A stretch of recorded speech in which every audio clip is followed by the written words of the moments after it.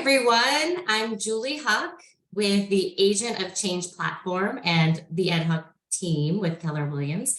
And I have a special guest here today. His name is Will Penney with the Penney Group and EXP Realty.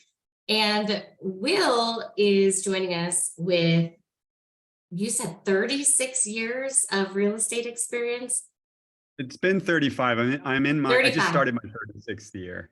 Okay, so almost 36 years of real estate experience, which is a lot of years to be in this industry. And he comes with a lot of, experience and wisdom and expertise. And just even chatting with him before coming on, I learned a ton. So I'm really excited about this conversation. So, Will, to start, could you tell us a little bit just about your real estate business, what it looks like, and how you got there? Sure. As you mentioned, I've been an agent since 1988. I started with Century 21, and then I went to RE/MAX for 3 years. And then I went back to Century 21 because I joined RE/MAX too soon because you had to pay a desk fee then. And then I stayed with Century 21 until 2001. And my wife and I, she was the broker, we started Penney Real Estate. And then we had that, it's a great company. We did really well. We had that until September of 2021 when we joined EXP. I've always had a small team. I've had a very different team. I actually was interviewed by Jeff Cohn, who's with Keller Williams, and he's got the Elite Real Estate Services podcast, and he says I have what they call as the Navy SEAL team. So I've always been in production because that's where the money is. I think too many real estate agents try to pull themselves out of production, and then they become completely dependent on their team agents. And team agents, unfortunately, are demanding more and more and more money and resources. And then if an agent pulls themselves completely out of production, they're seeing now in this market change that it makes it a little bit tougher. So I've always stayed in production. And then I've had a listing manager, a showing agent, and a closing coordinator. That's been my team, and one other agent.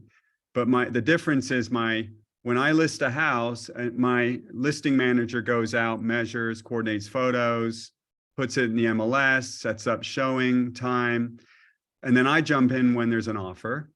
But then she also went on last year, she sold $9 million worth of real estate. So they've always had dual functions. They've had salaried positions as my support, but then I've helped them grow their own real estate businesses. And that's how we've managed to do 200 transactions with 4 people, because my 3 agents, they had roles at our brokerage to support my business, but then they also sold homes themselves. So my showing agent's been with me 16 years. She, when I get a buyer, I do the initial buyer consult, get them to sign the representation agreement, and then she sets up the showing or the search, and then we put them on a group text, and then she shows them homes, and she has a salaried position, and then I pay her hourly after hours, so she gets a salary for working during the day. She's also our ISA, so she's prospecting all the time. So I've always tried to make people dual or multi-role to have them exploit their strengths and then help me help them with their weaknesses. And they've gone on to make 6-figure incomes with the combined roles that they have on my team. So retention's been really, really good that way. Yeah, and that's really cool. And I'm always fascinated. I know, we've been studying, team building for the last 15 years and really learning the ins and the outs and, how do we want to do it and what are other people doing, and talking to agents all over the country. And it's always fascinating because at the end of the day, we can do what works best for us, and the people in our world. And just being able to elevate your, team members to that level, that's pretty awesome. And I always say at the end of the day, if you're happy doing what you're doing on your team, keep doing it. But if you're miserable building a team, then you need to change it up, right? That's. Well, I think Julie, I'm so cynical. I mean, when I got into the business for the first 10 years, there were no teams. I was talking to Ed about last week. I mean, Mhm. agents may have an assistant. Remax agents were the first ones to have teams, and then it evolved. And then once Keller Williams knocked Remax out, then a lot of the teams grew there. But it's just become a race to zero for most of the real estate brokerages, because the teams they've become the brokerages within the brokerages, and they provide all the resources to the agents. And Mhm. then these solo agents, they want to start a team, but just because there is zero link between being a good real estate agent and being a leader. Zero, like zero. There's a book called The E-Myth where they talk about a person who is really good at making, cakes, and then they failed miserably, when they opened up a cake shop. And that's how a lot of real estate teams out there, when you pull the curtain back, it's like the Wizard of Oz. You just see this little fat guy pulling the levers. And so many of these teams now, with their directors of operations and directors of sales, and they don't sell homes, and they're having to pay their agents more and more and more until they finally just leave the team, and it's a constant treadmill. Most of these teams just aren't very productive, and they're definitely not profitable. That's Well, the issue. So and I would agree with that, and my biggest hiccup is, I mean, I know for us, we do run a very high leverage based team model. We only have 11 agents and we have yeah, 6 great. admin. And so our Mhm. team's all about leverage. And the reason that we've been successful and profitable is because Ed is completely a systems based operational leader. Right. I don't Yeah. know how he was in sales so many years to begin with. Like when you Right. look at Right. the personality profiling and everything, I'm like, how did you ever even speak to human beings? But I mean, he's really good at it. Right. But because he, and then he and I together with our different strengths were able to leverage that. But the thing is I see where it gets me and where it kind of the reason that I am actually doing this Agent of Change platform in the first place is I get so frustrated when I see newer agents joining teams for some purpose and there's no value to them. It's like they just join these teams and there's no value, there's no leverage. It's just maybe a Right. mentor and that's it. And it drives me bananas. So I agree with you. Just no team is alike. You pull the curtain back and it can be a complete train wreck. So I always encourage agents, if you're going to go find a team or you're going to join a team, you really need to understand what does it look like behind the scenes. And then agents, are you going to start a team for what purpose? And what's the Ego. reason behind building your business? A lot of it's ego, Julie. I mean, I've just Mhm. seen it time and time and time again. These big transactional based, paid lead based teams, they the agents come in, they sell 10, 15 homes each. They jump out when the market changes.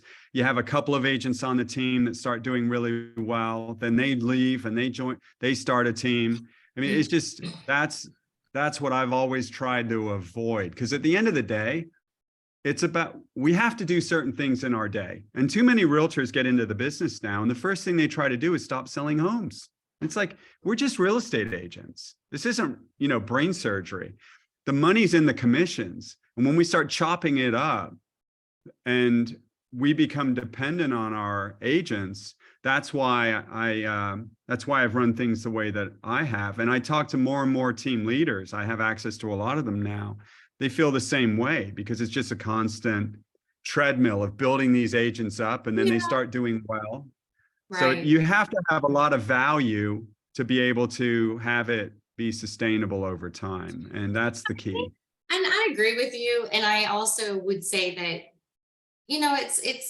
it's what do you want your life to look like, and how do you want to create and run your business? Because we are all entrepreneurs that um, we can create our business in any way, shape, or form we choose. And Mhm. what parts of the business do you love and what parts of the business do you need to leverage out?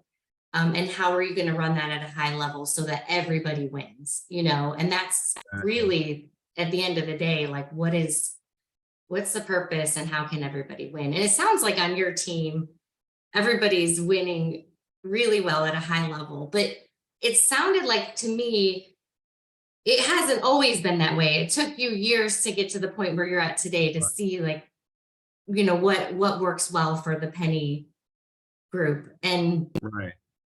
tell me about, the evolution of that and how did, my big topic here is how are the shifting like how did the changing real estate markets that if you've been selling real estate for almost 36 years, you've been through quite a few.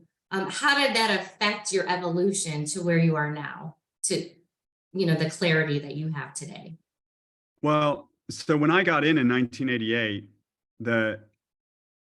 and I didn't own a home. I lived at home with my parents. I didn't know what to expect. I didn't understand the home buying and selling process.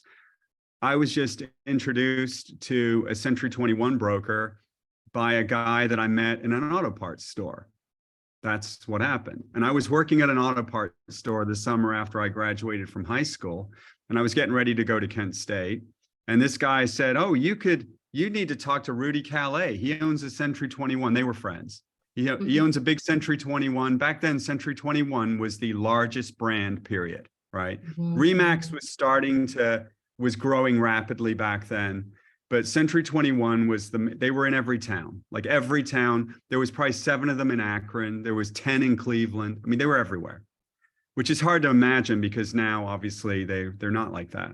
But anyway, he introduced me to this broker in Akron, and I went out there with all the wrong expectations, and I ended up taking my classes, and I ended up getting my license the following April.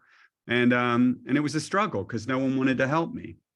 Interest rates were 10.5%, 11%. First time home buyer money was at 9.99. That's what it was. And you had to pay 3 points to get it and camp out and get a wristband because it was on a road, like an auction, not auction, but like you had to show up and get a wristband, and they would assign you a number, right? Because they had limited funds. But I didn't know what interest rates were in the first place, right? So when I got in, I just knew none of that meant anything to me. So when I got into the business, I wasn't thinking downturn, upturn, interest rates, because I was so young. I hadn't owned a home before. I didn't have an interest rate on a mortgage, so I didn't know what to compare it to. And I never even bothered to look and see what interest rates were in the early 80s when they were 15, 16, 17%. I didn't know any of that, right?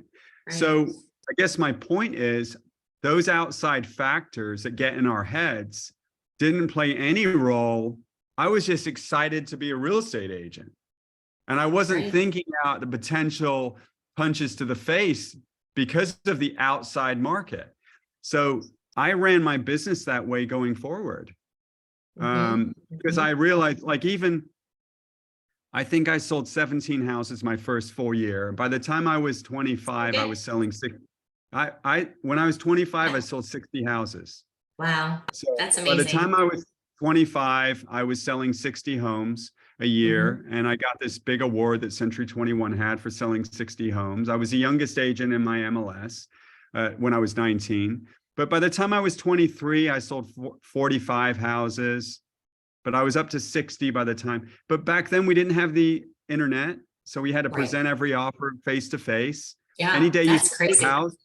Any day you sold a house, you weren't getting home till 11:30, 12, because you had to present the offer, go meet the buyer, go to your office, make copies, go meet the listing agent. And it required a lot of time. So by the time 2000, I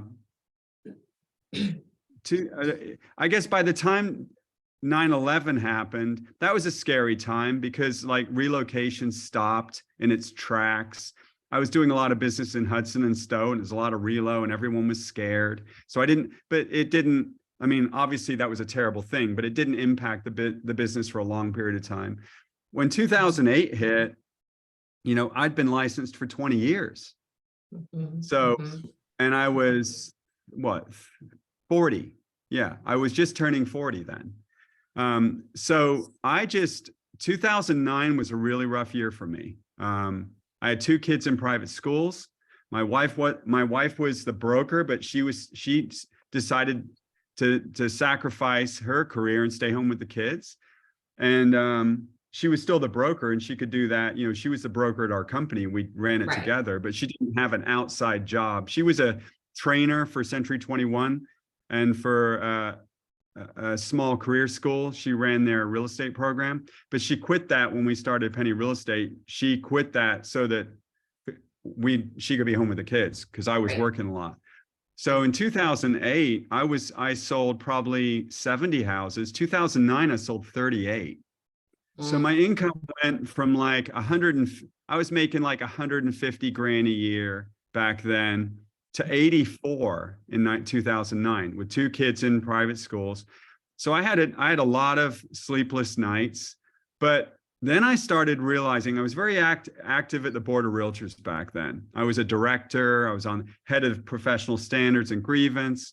And we had an emergency membership meeting in 2009 at ABOR, Akron Area Board of Realtors. It's now ACAR, obviously. Mhm. We sat down at this meeting because we had gone from 2,500 real estate agents at ABOR down to 1,230 in 1 year. 2,500 to 1,230. And it was at that meeting that I realized, because I could see in the MLS that we dropped about 20 to 25% in the number of transactions. So I had a mindset change. I'm like, wait, there's no realtors left, but the number of transactions only dropped by 25%.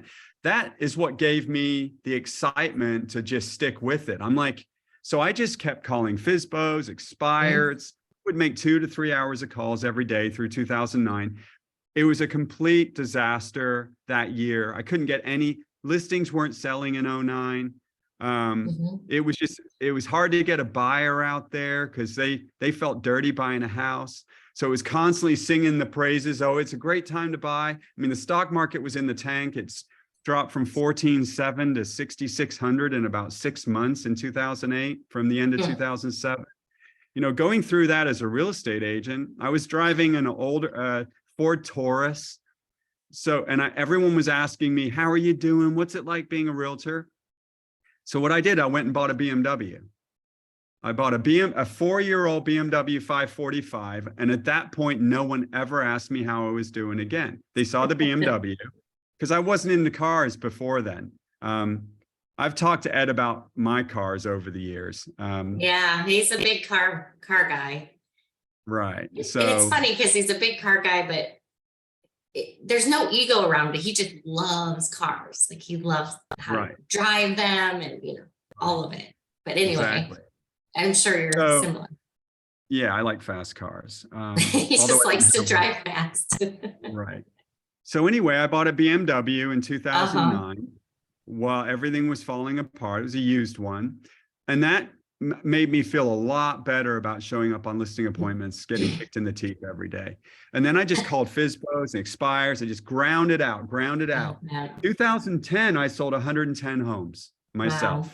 Great. So my income went from your whole podcast is about hope, you know, for real estate agents and, you know, keeping their head in the game. I never made more than 150 grand a year up to 2008. But back then that was pretty good money. You know, I didn't have any expenses. I didn't have a team. I just had like an assistant. I went down to 84. 2010, I made 360 grand. Wow. While the market was still falling apart, because 2010 was a crappy year too. The difference was I worked so hard during that shift, calling FSBOs, expired, sending my newsletter out, staying in touch with my past clients, constantly keeping their head in the game, keeping them motivated. Got the BMW. So everyone asked me questions, you know, at our kids' like baseball games and, you know, because life still went on, you know, the kids all still had sports and all of that was happening. Right. Even though people were being furloughed and losing 10% of their income and all of that stuff. So by 2010, the top 10 real estate agents in Summit County, because I could get the broker reports back then, top 10 agents sold 14% of the business. So we had 14% market share with 10 agents. There were 5, and 5,000 transactions in Summit County that year in 2010. 14% of those, or what is that, 500, 600 transactions out of the 5,000 was done by 10 agents, Wow. right? Yeah. So the moral of the story is the business that we're in, because there's not a big barrier of entry to get in. It's 6 weeks of classes, cost $1,500. You take the test and then you're an agent. The expenses again are quite low. You know, MLS fees and cards and that sort of thing. Whenever we have a shift like this, we see agents leave the business in droves. Now, back then, the economy was crushed. Unemployment was 12%. It got as high as that. So we had agents leave the business even though there was nothing to jump into. Now we have unemployment at like 3.6%. It's under 4% nationally. We've been adding jobs every month this year. So you can go, my buddy, I ran with him this morning. His son's making $17 an hour at Target, right? While he's in high school. So my point is, these agents now have something to fall back to. So these agents that are making 40, 50, 60, 70,000 a year, they're the ones that are being hit the most. And they have a job, they can jump and go make 15, 20 bucks an hour doing just about anything. I mean, you can work at McDonald's and second shift and close for them and make $20 an hour.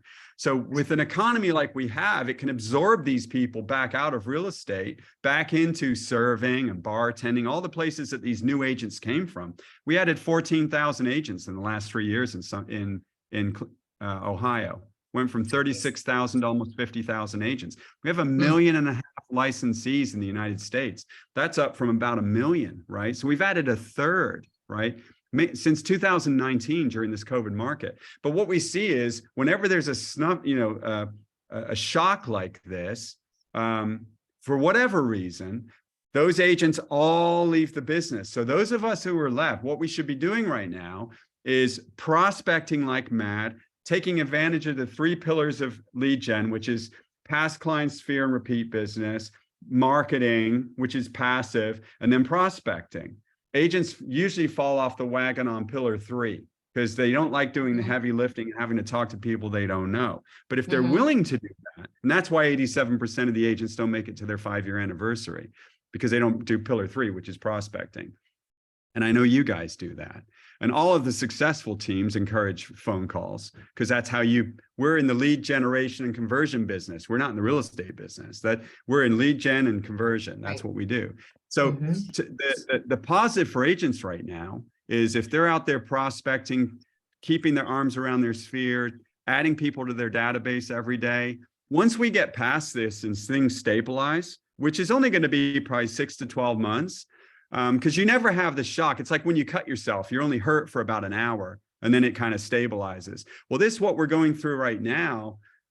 It'll probably start adjusting. It can't stay like this forever. You know, there was a time where we thought New Kids on the Block would be forever, you know what I mean? Yeah. Or Vanilla Ice. It's like, my God, this guy can't go wrong, you know, but it's just like these markets, they change. Nothing's forever. So that's what's kept me a lot calmer through all of these shifts, because it always, as we feel crunched, a bunch of agents get out and get other jobs. And then the transactions that are left, there's more for the rest of us. So if you keep yourself going and build your sphere, build your audience, build your tribe now, as things start stabilizing, you're going to be elevated to a level you haven't been at before. That's where I preach. Absolutely. And preach it, because that's what we preach too. That's what we've always preached, even when things were, falling out of the sky. And actually it's interesting because I was just writing a post about how probably for the last, I'd say at least 3 years, we've been in more of a service-based real estate business, like agents. As long as you had good customer service and you helped your clients at a high level, you could pretty much find people who needed or wanted to buy or sell homes and muddle your way through a transaction, right? And the reality is we are heavily changing into a skill-based market. You have to have skills. I mean, you had to have skills to be in multiple offers and some of Yeah. the hard negotiation, which, the agents that honed in on that really did come out ahead. But now it's a skill-based lead generation, industry. And I know I got my license in 2008. And like you said, Yeah. and this is what I'm hearing from a lot of agents that I'm talking to, is you just didn't know any better. You're just so excited to go do this really Do something exciting new jobs. You just did what it took. And then you realize it takes a lot to find the highly motivated, right? It's not just find someone who needs to buy or sell a house. It's now we need to find people who are really, really, really, really, really motivated and have to buy or sell a house, Yeah. which wasn't that way over the last couple of years. No. So, and that takes skill, and that takes training, and that takes honing in on your pillars and really reaching out to your sphere and your database and doing the job that is your job at a high level. And that will differentiate. And my heart almost breaks for agents who just got in the business like 2 years ago or in 2019, who joined a brokerage or a team, who just didn't know what they didn't know. They didn't learn all of these things. And now they're like, uh-oh, what do I do? And I guess what would be your advice to those agents who, they are at a crossroad, right? They're either going to do what it takes or they're going to get out. And when you're talking to those folks who really want to make this work, they don't want to go back and work at their corporate job. They don't want to serve tables anymore. They love this business. What would you tell them to do? The thing that they don't want to hear. If they're not, where I get really cynical, I mean, I've knocked the way that I was selling 60 homes at 25, because none of my parents' friends would recommend me. None of my friends were buying homes. Everyone I knew who was an adult, who was in their 20s or 30s, thought of me from high school, right? So I had to call FSBOs, expireds, and call up and down streets, circle prospecting. Mm-hmm. It was easier back then because we had a phone book. We had a Haynes directory. You could call everyone up and down a street. I could call and I would cut out the street, get a highlighter, and put a blue dot by each one that I called. And I did that every day because that's all I knew. And that's how I sold 60 houses. The reason 87% of agents don't make it to their 5-year anniversary isn't because they die. It's because their paychecks get too far apart. Their paychecks get too far apart and they have to get something else to fill in the middle. And agents last year, it started, when we were, I feel the worst for agents. A lot of real estate agents, unfortunately, from 2020, 21 and part of 2022, they thought if they were a listing agent, then they were in charge. And now they're coming, when that shifts, they're going to have a heck of a time. And I've had conversations with some agents. It's like, you're acting like you've never worked with a buyer or you never will again. You're really putting some bad energy out there. And I don't mind saying that, I don't mind saying that. Usually, thankfully, agents aren't rude to me because I'm a guy and because I've been doing it a long time and I'm nice to them. So I don't give them a lot and I'm not a keyboard hero. I don't send mean texts and mean emails, but a lot of agents developed some terrible habits over the last 3 years, not answering their phone, posting on social media, like coming from a victim place. Like we just had 78 showings and 19 offers. That shit has to stop because those kind of posts, the me posts, that's not what this is about. You're telling sellers that they don't need us, because you got 19 offers, I can get 1 or 2 without paying you. And they're telling buyers, don't bother, stay on the sidelines, because it's all about their ego and they can't think beyond that. So what I tell agents is you better not rely solely on social media. If you think Right. that you can just post on Instagram and Facebook and end up, that's not belly to belly. Nothing has changed in our business.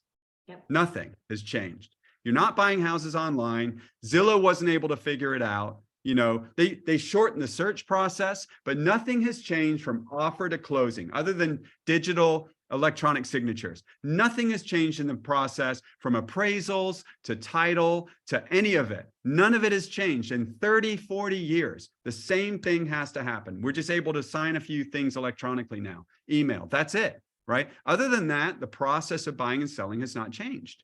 So if you're not willing to talk to strangers and have conversations with people about buying and selling, and you have call reluctance and you think that you can text your way to success or put people on an email drip campaign that's garbage or send out an email newsletter that's garbage, if you think that you're going to be able to use technology to replace you having to talk to someone, there's a few that can do that.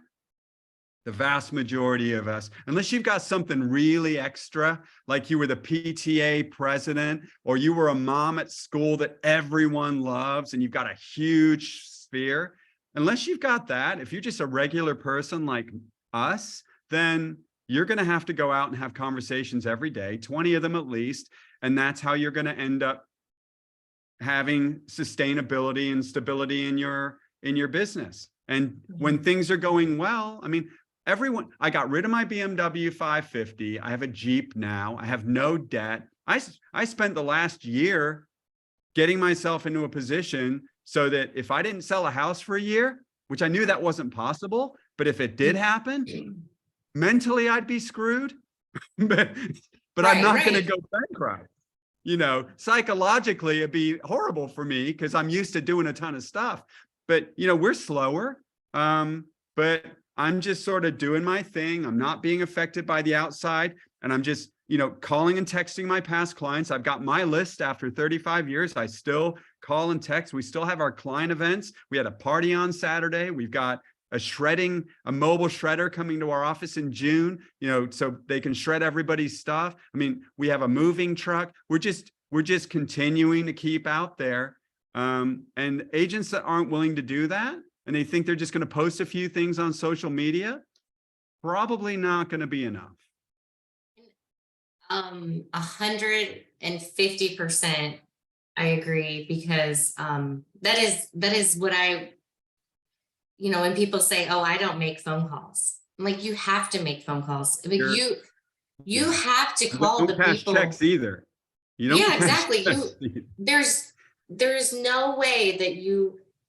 I mean, we do the social media, we do the marketing So do drip I. campaigns, we do the newsletters, but with those mean nothing without the phone calls interspersed, because it's a relationship business. It's a, like you said, belly to belly relationship business. And you know, when I talk to agents, I talk to a lot of agents who, you know, want to get in the business, and if they say they love homes and they're so excited and they love houses, I just shake my head, because I said that's just an aftermath of, you have to love finding people. You've got to be a hunter. You know, you've got to have like lasers on your forehead. It's so funny. I had an agent on my team and she was a great customer service rep. She was like, you gave her a client. She was amazing, but she would not call. We were running ads in like 2015, we were running ads for people to get the home value on their house. You're right. And I was running ads on Facebook and I generated 500 hand raises. Wow. That's great. You can't do it now. Right. But you could do it then. I would set up these community Facebook pages like Hudson, Ohio Real Estate. And I'd run the ads from that. Because if you run one from your real estate team name, no one's going to, that you just have to be a little bit more sly than that. But she would not call him. She would not call him. I'd be like, I'm giving you, all you got to do is call and say, hi, this is so-and-so from Penney Real Estate. I noticed that you filled out a form looking for your home value. Are you looking for something more specific than that? Did you get the answers you wanted? She wouldn't do it. She gave up an entire part of her income. And I had her take a test, and it came, even though she was doing amazingly well selling houses. And And it was this test that my business coach, who's from Philadelphia, and his coach is from New York City. So they're a little bit different personality than you and me from the Midwest. And this test that he created for like Fortune 500 sales companies like IBM and Moderna, where you got these high level sales. At the end, it was read and it said, this person has zero hunting skills, not suitable for the job. Meanwhile, she was making a 6-figure income selling houses. But times like now, right? If you think you got this like thing over in the corner that we all try to like not look at, and it's called the phone, nothing's changed. We can change our world in a week in real estate. You can go from despair to great in 2 weeks, right? Because our checks are so big. When your average commission check's $5,000 to $10,000 or more, you can turn your life around pretty quickly with a few phone calls. That's the beauty of this business. We're not selling pagers where you make $20. You sell a house, you could make $3 grand, 10 grand, right? So that's what I tell everybody. I haven't heard the word pager in a long time. No, but you know what I mean? Yes. Or even cell phones, right? We're not selling small dollar items. I love when Ed starts talking about his Palm Pilot and, his database and his Palm Pilot. And that is the truth. And I think, like I said, when I say like a service-based industry to a skill-based, but it's like a hunting-based industry. I remember, I took a binder and I had 20 lines and I put a piece of paper for every single day of the week. And I couldn't leave my desk until I had 20 conversations every single day. And that wasn't enough in 2008, 2009. It was 2009 really when I really started honing in on that. That still wasn't enough. But then I had to go to networking groups and then I had to talk to everybody I knew. And so that's what I'm just trying to, like when you said, keep your head in the game and have hope. At the end of the day, it's actually really fun to talk to a lot of people and see how you can help them and see if you can fill their needs. That's really what it's all about. So people need to get out of their head and not think about it as a phone call. We're just trying to like get people the message, help them understand what's happening in real estate and see if we can help them. Boom. And then move on to the next. Call reluctance is just so overestimated. I mean, when you pick up the phone, and I used to go through it. I would write dispos, tape them on this piece of paper, and then go like this, and I'd feel like, oh, I got this nice tidy list. That's not enough. Just like likes on posts won't pay your bills, getting prepared doesn't pay your bills either. And I need to feel motivated. You know what motivates you? Having done it and look back on it. Right. Just do it. You're not going to wake up. The longer you wait to prospect or do proper lead generation, whatever that looks like to you, your motivation wanes. It doesn't improve because anxiety doesn't create motivation. Most people just get stuck. Yeah. They get overwhelmed and stuck. CEOs and all of the agents that we all know that like really kill it in all markets, they have a different mindset. They're hunters, right? Anyone who gets in our business because they love houses or they love people, but they're not willing to have conversations with people that they don't know about buying or selling a home, they're in the wrong, they might do okay for a minute. But the reason I've been able to do it and make $1 million a year selling houses is because of all the stuff we've been talking about right now. Exactly. And because we're very fortunate. We're fortunate to be in this business. We're in the United States of America. We can get a part of someone's equity for selling their house legally. It's like selling drugs. I mean, once you get good at this business, when you make 200 grand in a month in Ohio from selling homes because you have a good closing month, and we need to treat this job with reverence. We need to, it's worth holding on to. It is.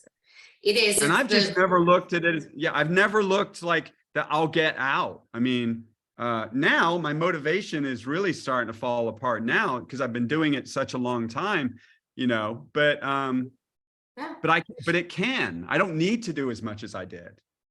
Well, and I think like you hit it on the head. It is this industry, this job, it's, it's a lifestyle really, has completely changed my entire life. And it's Exactly. the absolute best thing I've ever done. It has provided income, experiences, impact, relationships. I mean, all of the All of it. things that my soul desires. Real estate has been a platform to deliver that. And it's not like you just sit there and it comes. I mean, it's a give and take. And it's the most beautiful industry you can be in. And it is one of the most challenging. Like the weak don't survive in this industry, but you don't have to be that smart or that strong to survive. You just have to do the right things and do the things that you need to do every day, not all the other stuff. And so I think that's really the message to agents. And if you are struggling with the anxiety and you can't pick up the phone, That just makes it worse. call a mentor, call a coach, call Will. I'm sure he'll answer his phone. What I found is, I do answer my phone. you do, because that's why you're successful. Get somebody to give you a pep talk. I've even heard, ask your coach or your mentor or somebody that you trust just to sit with you to get through 5 calls. Because once you get past that initial hump, it's like driving to the gym. And you Once just you stick kind at of it. get there, then you get past that block and you can push through it. And that's really all it takes. And once you push through it, you can really, really just And get back in those habits. you talk about how it's a beautiful industry. It's only beautiful if commission checks are hitting your bank account. Yes. Because It can get ugly too, right? because all of those same feelings and the relationships and the talking to people, that will fall apart fast and you'll hate it if you don't have enough money coming in from closings. At the end of the day, that's the only thing that matters. The rest of it is a byproduct. The relationships, all of that, that is a byproduct of feeling sane and feeling like you've got stability. Because when you're anxious and you don't have enough money and you're wondering how you're going to make your house payment next month, none of the stuff we talk about matters. That's right. Yeah. It just doesn't. I mean, money's the great equalizer. And with me, it's about, I'm like Ed. I mean, my family thinks that my whole career, and I've sold 3,000 houses. My family thinks that my whole career has been like a science project because I should be in a cubicle telling you to beat it. That's what my baseline is. Leave me alone. Let me do my thing. I've adapted, and I really enjoy people and I do a really good job. My clients love me, but they love me for different reasons. They don't love me because I'm the happy-go-lucky guy. They love me because I bring stability to their lives. I'm a strong force and I'm safe. I've been doing this for a really long time, right? And I tell them I'm boring as hell, but I'll get, I can solve your problems. Well, and that's what people, in any market, and especially in an uncertain market that's, fueled with fear. Yeah. People rely on experts. They rely on knowledge and stability and skills. And whether you're brand new or you've sold a lot of homes or you've just done it a long time, it's up to us to be the experts, to hone in on our skills. If we've let go of our skills over the last couple of years, or we've let go of the habits that got us to where we are, I have, by the way. We're all guilty of it. Oh, 100%. And I think, I was just thinking this through before we got on this call about how I really think, lead gen has been at its all-time low the last 3 years.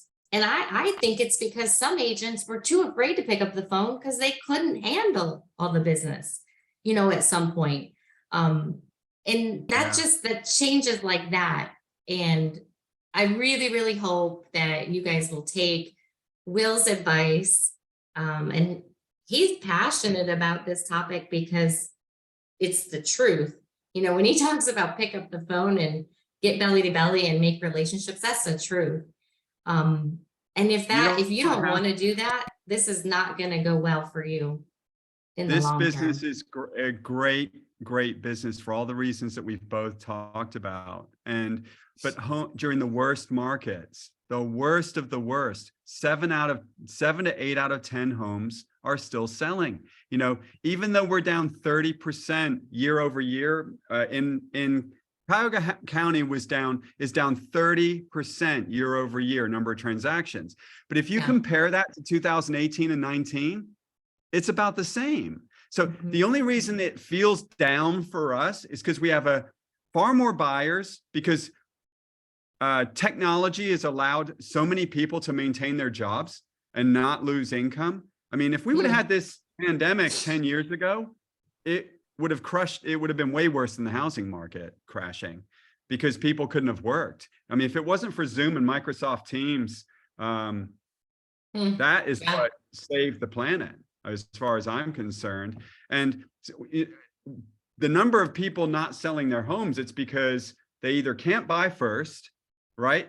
They're not going to sell their house and have nowhere to go. So that they're out of the market. They've been trying to get back in because those people, which is over half the people out there, they can't buy a house first. Vast majority of people can't buy a house first. And they're not going to sell their house and then not have a home, right? So those people have been trying, because everything was so fast paced. There's so much pent up demand there, but now it's even worse because there's even fewer homes on the market.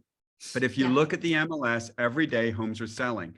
The only reason that you would fail right now is if you're not getting out there and getting in front of people and getting ahead of them before they make an inquiry on realtor.com, before they make an inquiry on Zillow. I mean, if you call up and down streets with Red X or Forewarn or whatever, and just say, hey, my name's Will. We just sold a house around the corner, and I'm just calling to let everybody know how much it sold for. There's a lot of activity. There's more than one offer. Do you by the chance know anybody in your neighborhood thinking about moving? I mean, no one's going to yell at you for that. They're not going to yell at you and make you feel bad about yourself by making phone calls like that. But I tell you what, the most amazing thing is when you get to an hour or 2 hours of doing that, and you get a couple of email addresses that you can put into your database, or you get somebody that says they may move in 6 months, and you're like, 6 months, I need a sale now. It's like, yeah, but it'll be 6 months down the road. You'll be glad you have it. You're going to get some now business too, but we need to call old expireds, create an off-market list of properties and promote that on Facebook. I mean, there's lots of things that you can do to get now business, but it's not going to be sitting around and being scared, because homes are going to sell with or without. You and I could just burst into flames right now and the market will still be the same. You know what I mean? That's true. Yeah. So you just have to get out there and work it. Get out there and find the motivated. And that's our job. We're hunters, and we find them in order to help them at the highest level. Will, it's been such an awesome conversation with you, and I appreciate your passion. If I had all day, I think we could just keep going, because I get really excited about these topics too. And I love talking to people who, have a similar mindset as I do, and Ed and our team in general. So if anybody wants to reach out to Will, what is the best way for someone to connect with you if they do want to pick your brain a little bit more, or dig deeper, or ask questions? Sure, they can call me. My cell phone's 330-760-2866. I usually answer, but if not, I'll call back or shoot me a text. Or they can send me an email. It's william.penney, Penney, @exprealty.com. Those are but they can call me or text me. Awesome. But I'm going to tell them the same thing. It's not that hard. You need to start getting in front of more people, right? I mean, Yep. It's just about having a lot of conversations with a lot of people. Yep. And it always works out. It always does. If you made 2 hours of calls for 3 weeks and then came back to me and Julie, your life would be different. Mhm. not the worst. And my mantra, and it was my mantra definitely when, in the 2009, it was, for every effort, there's a reward. For every effort, there is a reward. And I would just say that because it never happens right then and there, but it all starts coming together. But Yeah. you can't take your foot off the gas. You just have to keep going forward and just keep doing the next best thing. And hopefully if you guys do that and listen to this, just wise advice, hopefully we will be doing deals with you all over the next 5 years, and we'll meet again in the next changing market, right? Because we're not going anywhere. It's a great time to be in real estate now. That is. If you're a good It is. agent, it's a great time to be in real estate. A lot of opportunity. Millionaires are made during shifts. Yep, So. we're excited. So we hope that you all are. And if you have any questions for either of us, and you can always reach me. And again, it's reagentofchange.com. And we will see you all soon. Thanks so much, Will. Thank you, Julie. Looks like you got to get to business now. Have a great day. We'll see you soon. All right. See ya. Thanks. Bye.